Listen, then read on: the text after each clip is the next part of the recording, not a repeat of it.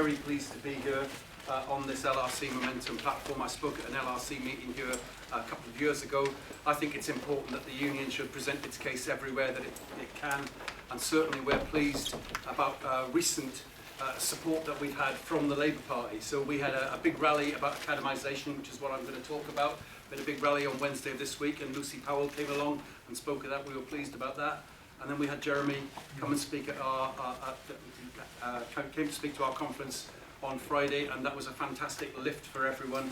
The sense that there is, at last, some break in the deadening consensus about education, and somebody prepared to speak out, I think, is lifting people. We are not an affiliated union, we're not affiliated to the Labour Party, and we do present our case and seek to influence the policies of all political parties, but we have many members who are also in the NUT and also in the Labour Party. I want to talk to you about a decision that we've made today, that we are starting a ballot for industrial action. I want to explain our case to you as activists in the Labour Party in the hope that you will help us explain our case to the population of the country, because we're engaging in something very serious that's we're going to have to turn the entire union around it. It is linked to this white paper. The white paper where they say, the government says that they are going to forcibly academise every single school in the country in the course of the next 6 years. That will be completely chaotic, let alone anything else. But I just want to say some things about that before talking about what the ballot is, which is a slightly different question. First of all, on this academisation of all schools, it is completely the wrong priority for education. It doesn't deal with any of the pressing issues facing parents and schools now. There's a growing teacher shortage, there's a lack of pupil places, class sizes are going up, there's absolute chaos in the primary curriculum, teachers in uproar about the curriculum in primary schools and about the tests that are about to happen. Very different to other years, it's completely chaotic, and there's a funding crisis. Those are the real issues that Nicky Morgan should be dealing with, and the academisation is a complete distraction from those. It doesn't deal with any of those, so there's no reason for it. They have no evidence for this academisation.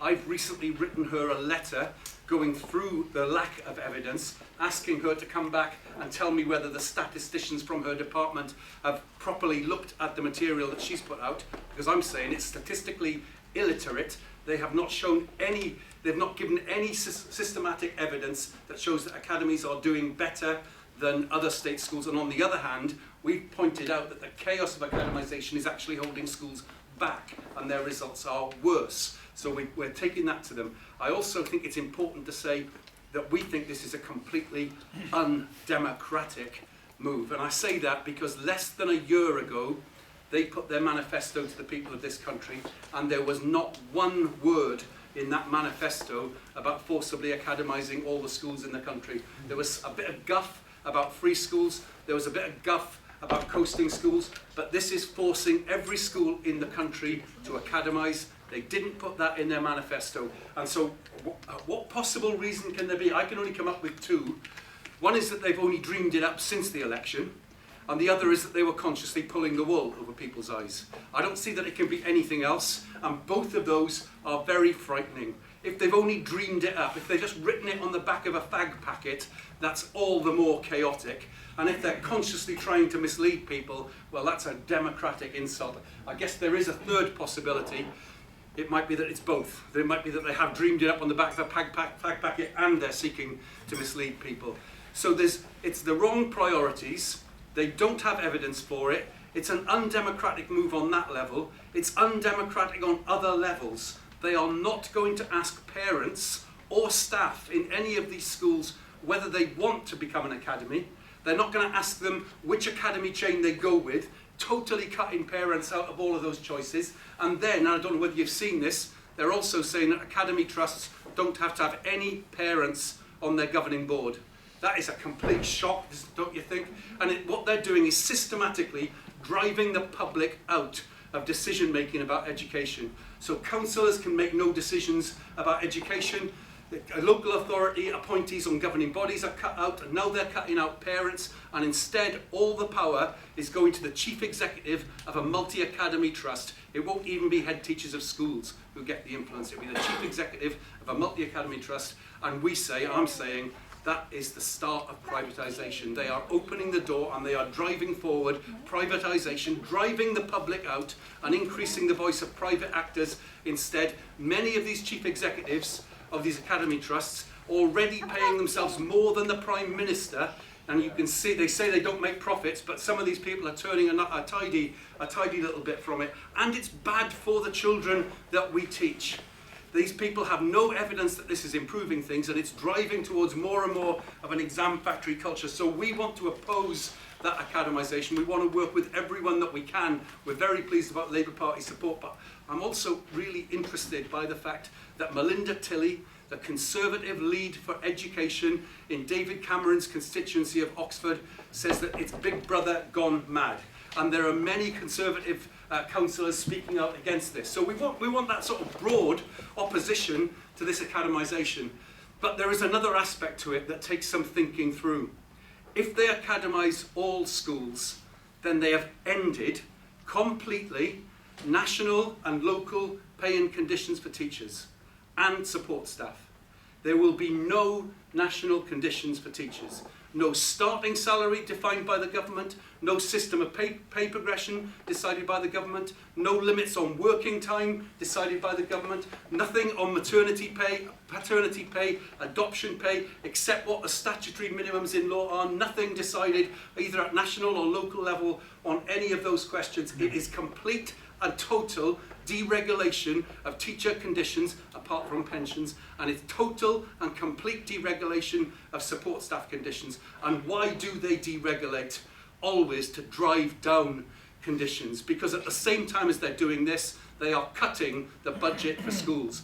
They claim that they're keeping it the same money per pupil, but everybody knows that there's a big set of increases in costs coming. The Institute for Financial Studies says it's an 8% increase in costs across the next 4 or 5 years. So there's an 8% real terms cut. So they're deregulating pay and conditions at the same time as they're cutting the funding. And you know what that combination is. It's teaching and support staff on the cheap. It's education on the cheap. And so it's important that we should take a stand against it. This is a historic change in our education system. NUT was founded in 1870. It was fighting in 1870 against performance-related pay and for national pay and conditions. We are being driven right back to the beginning of that, and teachers have to see that this is going to be enormously threatening. We have to be able to explain to teachers that at the moment, in some of these academies, they are actually following national pay and conditions. So some teachers will think, oh, it's not going to make any difference. But the reason they're following them at the moment is every other school around them is following them. Now we remove them everywhere.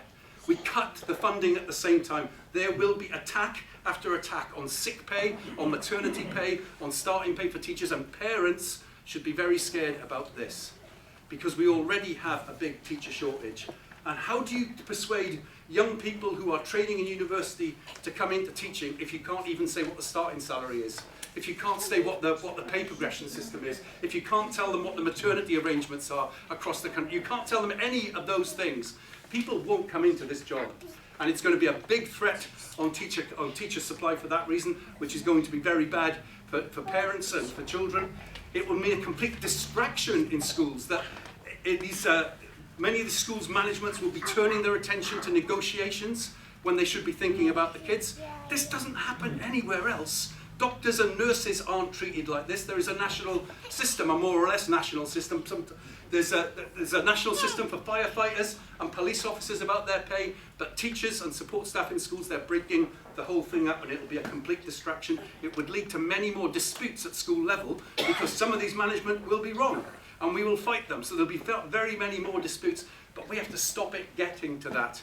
So we've written to the General Secretaries of Unite, Len McCluskey, to Dave Prentice of Unison, to Paul Kenny of the GMB, to Chris Keats of the NASUWT, to Mary Boosted of the ATL, to Russell Hobby of the NAHT, and we've said this is happening to all of us, and we should stand together and we should oppose it together, and we've got a legal dispute on these questions and we should fight it together. We would need support from all sorts of people to do that.